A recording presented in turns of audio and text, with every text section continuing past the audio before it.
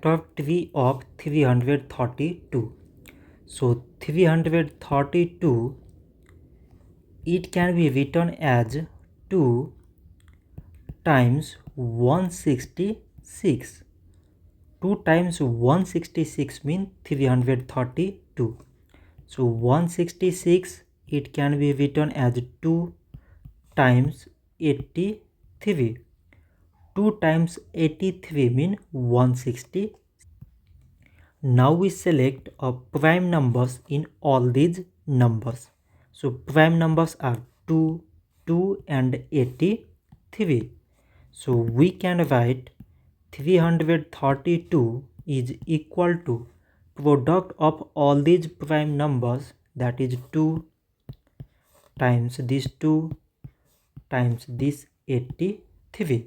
So this much for today, and thanks for watching.